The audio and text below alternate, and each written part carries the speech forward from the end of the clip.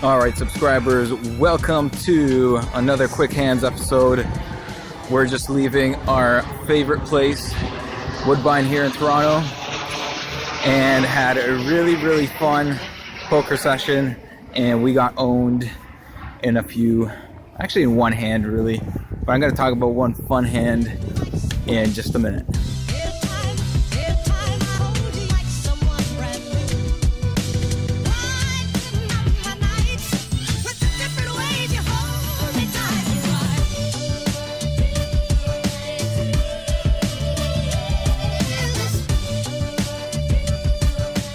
Alright, there was obviously a horse race going on here.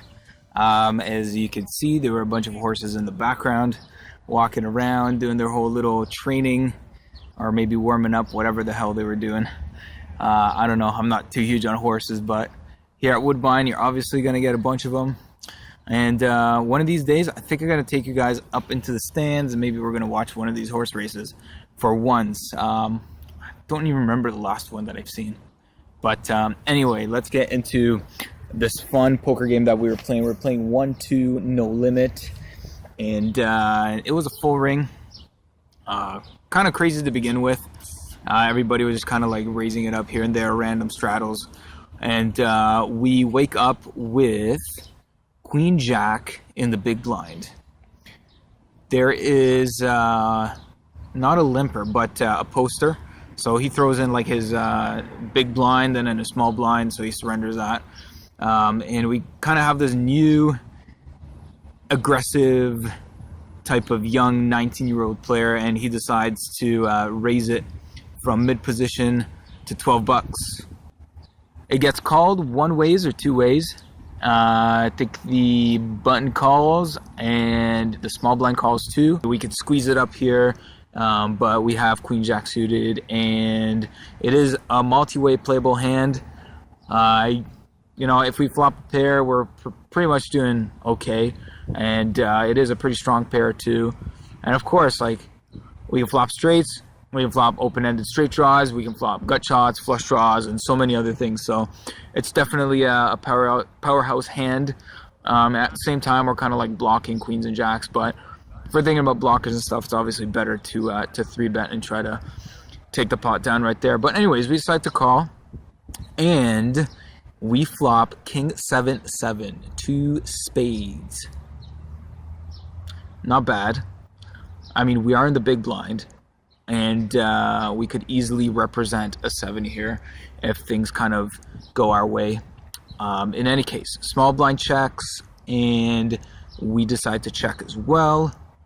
And the initial better, pre-flop, decides to c-bet the flop, and he c-bets pretty small. I'd say in the neighborhood of about half pot, maybe just slightly under half pot. And everybody else folds to us.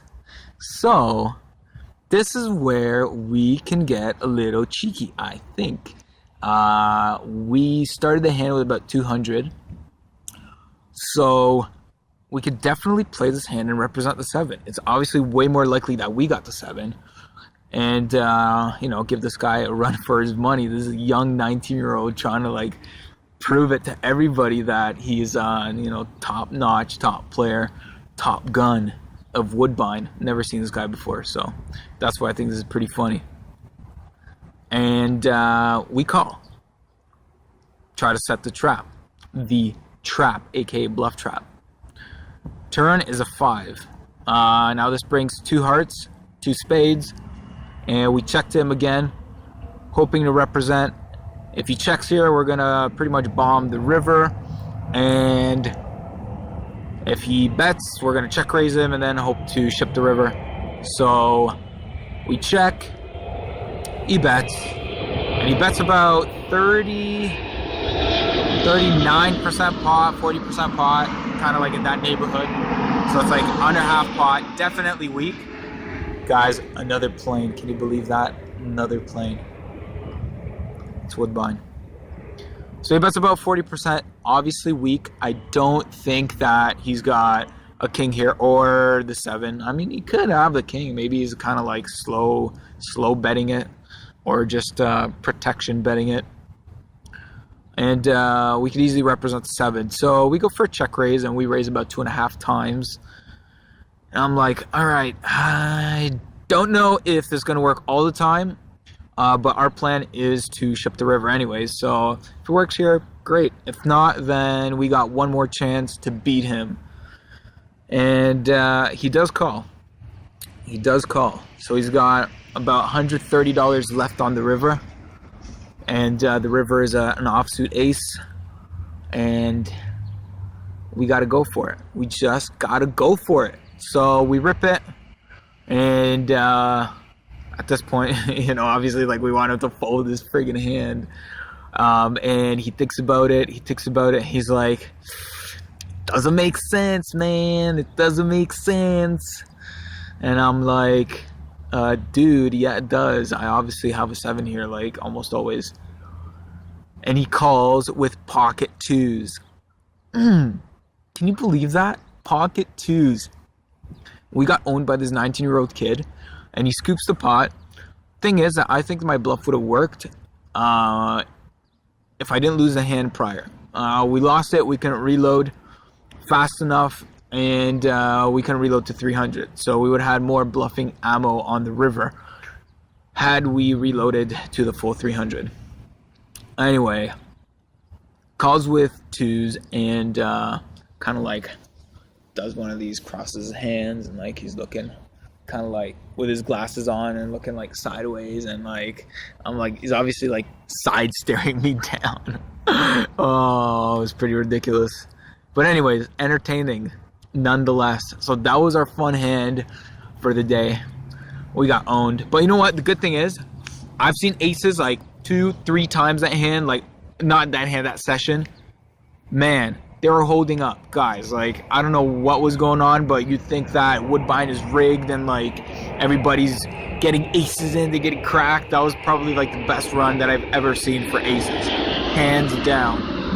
So come down, next time you get aces, you're probably gonna win, okay? I mean, you got pocket aces, best hand in hold'em pre-flop, so what can you do? Hey guys, back in the car. I forgot to talk about this fun hand, and it happened with our 19-year-old super macho player, and against somebody else, and we weren't in the hand really. So I'm gonna put the hands up here and up there for you, and let's flip them face up. So the hand starts off with our super aggro macho player raising to $10, and he's got 9-7 of diamonds. He raises from middle position, and he gets a second player to call him from the cutoff, I think, and he's got pocket 6s. They take a flop. Okay, this is a heads up. 9-3-9. Pretty crazy now. All right, this kid has been running so hot. He's built a stack to like $1,100 right now, and he's obviously feeling like he's on top of the world, and he just flop trips. So, like, can it get any better for him? I don't know. He bets it. Our in position player decides to call.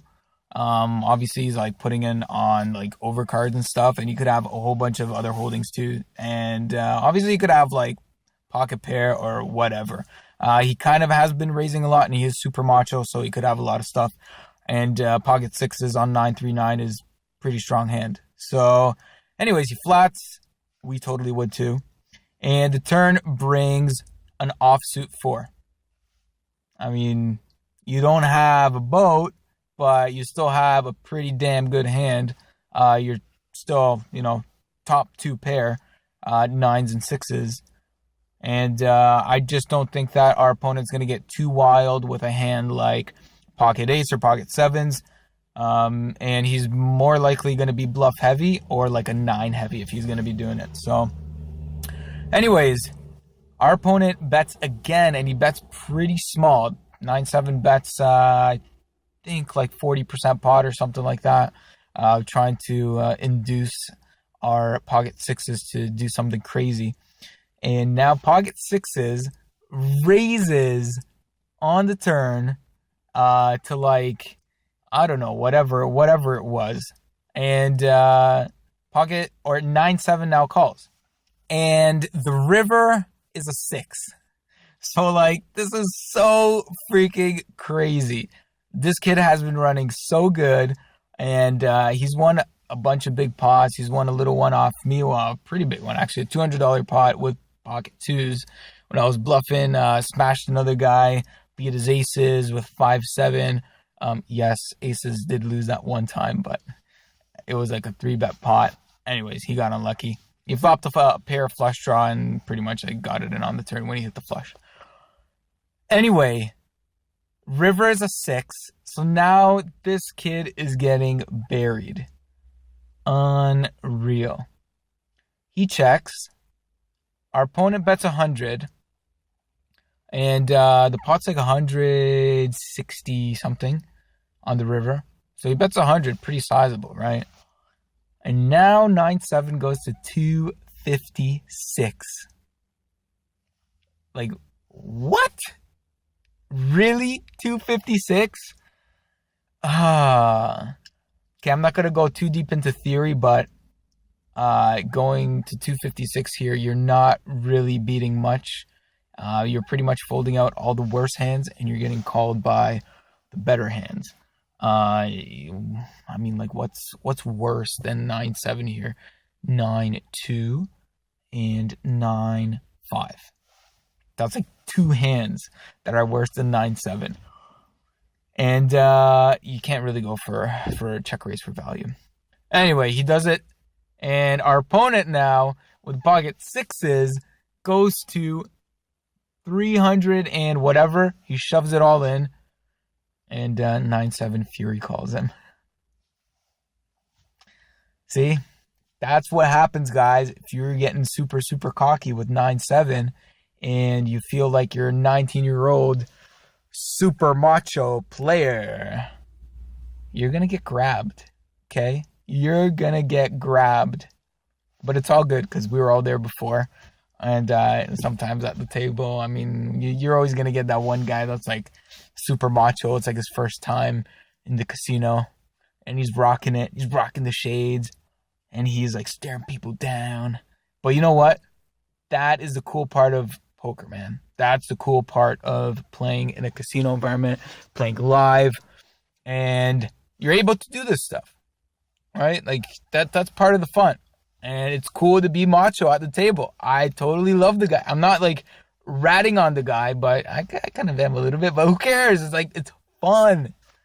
Smart thing is, he left when he got to $700. And I think he made a profit of like $500 or something for the day. So good job, man. Good job. Hopefully I'm going to see you at Woodbine because, you know, it'd be nice to get some new blood, as they say. It's always nice to see a new face. And, yeah, that's what poker's all about, guys. You know, making some hands, making some money, and having a good time. Anyways, catch you on the next one. Like, subscribe. Hopefully you like this fun poker session that I had. Because I haven't had a hand like that. Like, I wasn't in the hand, but I haven't seen a hand like that in like ever, where it just goes like kamikaze on the river. So hopefully you found it entertaining. I found it entertaining, so I didn't want to forget about the hand, so that's why I just recorded in the car. All right, like, subscribe, catch you on the next one. Cheers. Oh yeah.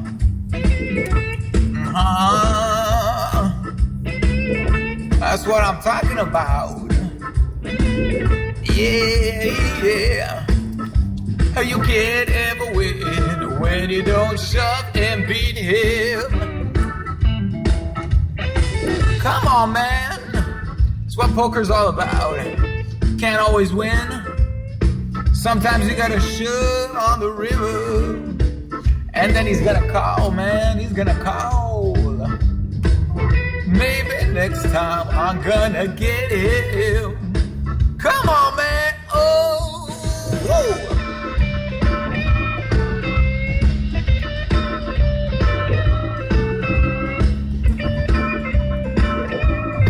We're gonna shove it. Hey, yeah.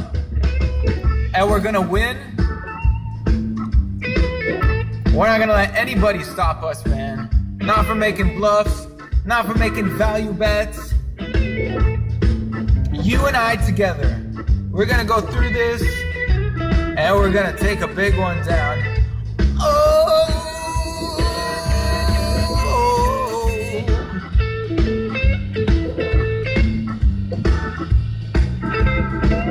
card power, man, card power. Oh yeah.